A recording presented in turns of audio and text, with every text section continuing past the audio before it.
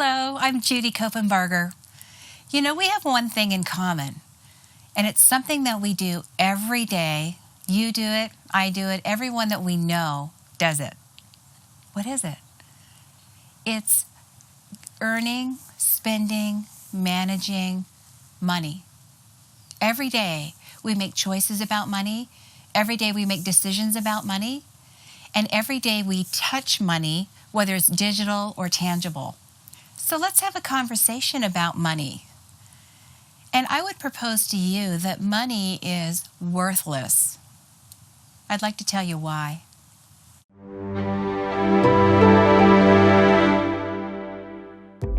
So maybe you agree with me, maybe you don't, but it's true. Money is worthless. We could talk about the history of money, how they used to trade shells, they used to trade gold, they used to trade all kinds of currency, and we still do, wherever you are in the world. But if you think about the actual money, the tangible part of money, it's really worthless. What is valuable is what that money can do.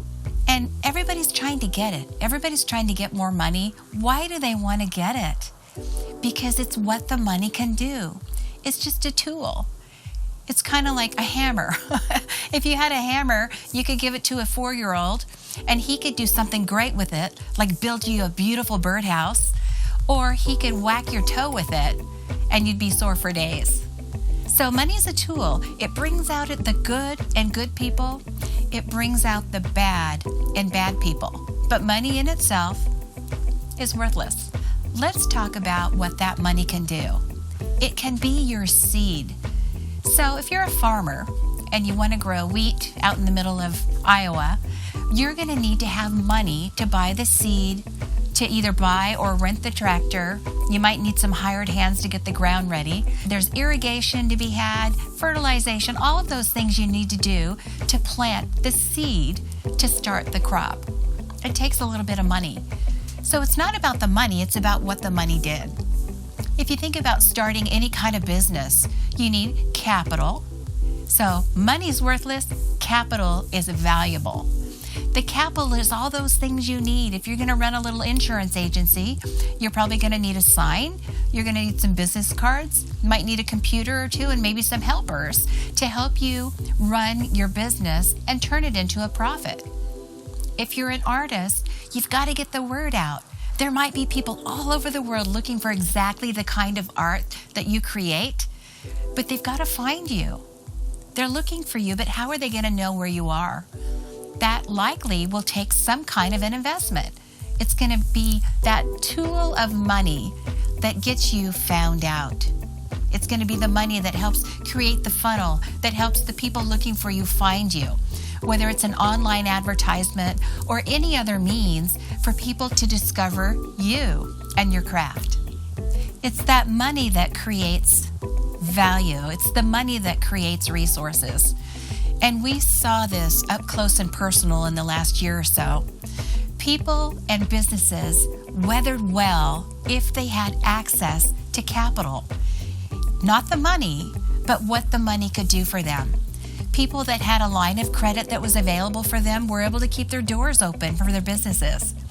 People that had a HELOC, which is a home equity line of credit, used those to pull money from their house to keep the bills paid for a period of time.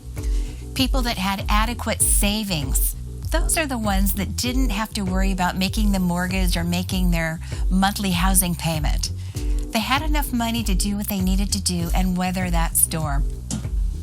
You know, I think about immigrants that come to this country and they're focused on finances, they're focused on money, they're focused on chasing the gold, right? Having a big bank account and having that house up on the hill, the red car that goes really fast. You know, it's all those things that people are driven by, the goals that they have. It's not just the money, but it's what the money can do for them. It takes money to provide food for children around the world that don't have enough, or toys. It takes money for mosquito nets to keep the diseases down in other parts of the world. It takes money to provide medicine or dig wells for people that don't have enough clean water. It takes money to help a neighbor. It takes money to raise your family. It takes money to do all of these things that we want to do. So it's not the money that's the power. It's what the money can do. So I trust that this conversation has given you some food for thought, something to reflect on with a cup of tea or a cup of coffee. I'd like for you to gently press the subscribe button so you can receive other great content like this and all of the ideas that I've learned over 40 years of working with clients, working with small business owners, working with families, getting their finances right. I'd love for you to join me on this journey. If you have found value in today's conversation, you can share it with other people, and don't forget to hit the bell so you can be notified when all the new videos come out, and you'll be one of the first to see them all. Enjoy your day. Start a conversation. You can leave your comments, you can leave your questions. I'd love to engage with you in a conversation that's meaningful and about money. And I'm Judy Copenbarger. God bless.